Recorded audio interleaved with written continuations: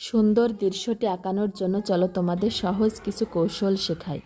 প্রথমে আর্ট পেপারের মাঝে আমরা একটা সোজা দাগ টেনে নেব এবং দুই অংশে বিভক্ত করে নেব। প্রথমেই আমরা উপরের অংশের কাজ করব, এই যে উপরের অংশের কাজ করব। এই জন্য প্রথমে আমরা দূরের গাছপালাটা আর্ট করে নেব। দেখো ঢেউ কেটে দূরের গাছপালাটা প্রথমে আর্ট করে নেবে, তাহলে দৃশ্যটা আঁকানো সহজ হয়ে যাবে। আমি দূরের গাছপালাটা ঢেউ কেটে ছোট্ট ছোট্ট ঢেউ কাটছে এবং হাতটা একটু ভাইব্রেশন করে এঁকিয়ে ফেললাম। দেখো আমার দূরের গাছপালাটা আঁকানো হয়ে গেল। এখন আমি এই জায়গায় থেকে একটা গাছ বের করব।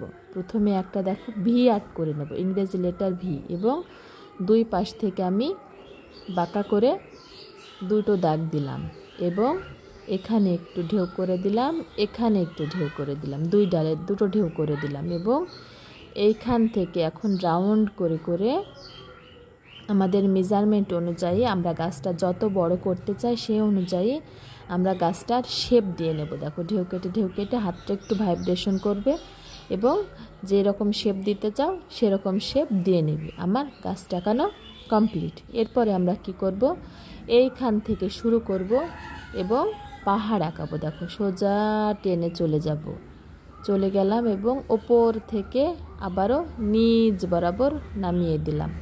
এরপরে আবার ওই মাঝ থেকে ধরে ওপরের দিকে গেলাম এবং আবারও নিচ বরাবর নামিয়ে দিলাম। দুটো পাহাড় হয়ে গেল, একটা পাহাড় দুটো পাহাড়। এখন দুই পাহাড়ের মাঝে একটা বৃত্ত দিলাম এবং বৃত্তর ওপরে ছোট বড় আমি রশ্মি এঁকে দিলাম। এটা আমাদের সূর্য। আমার ওপরের অংশের কাজ শেষ, আর কোনো ওপরের অংশের কাজ না। এখন আমার সম্পূর্ণ কাজ নিচে হবে।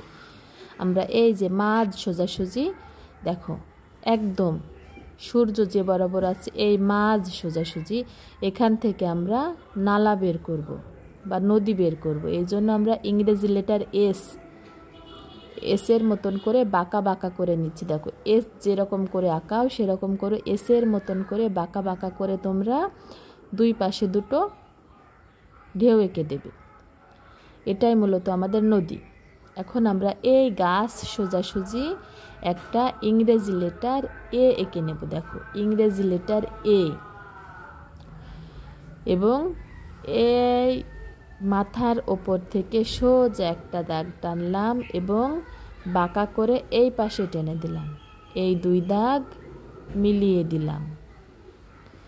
এখন এই দাগটাকে একা রেখে লাভ কি, এটাকে ডাবল করে দিলাম এবং মাঝখান থেকে আমি সবচাইতে বড় খুঁটি বের করব, সবচাইতে বড়, এবং এখানকার খুঁটিটা আর এই পাশের খুঁটিটা হবে সমান। দেখো এই দুটো খুঁটি হবে সমান খুঁটি আর মাঝখানকার খুঁটিটা হবে বড় খুঁটি, এবং তিনটা খুঁটি আমি এখন অ্যাডজাস্ট করে দেব, মিলিয়ে দেব। মিলানো হয়ে গেল।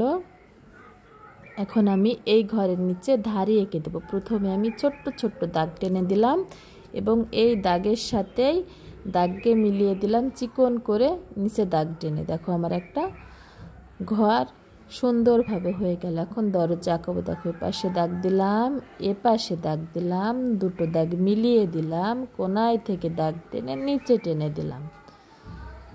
দরজাটা কত সুন্দর হলো। এবং আমরা যে চতুর্ভুজ আঁকি, চতুর্ভুজের মতন করে আমি জানালাটা এঁকে ফেললাম এবং মাঝে দাগ টেনে দিলাম। আমার ঘর আঁকানো কমপ্লিট। এখন আমি এই এসটাকে একটু ডাবল করে দেব যাতে এটা বোঝা যায় এটা নদীর পাড়।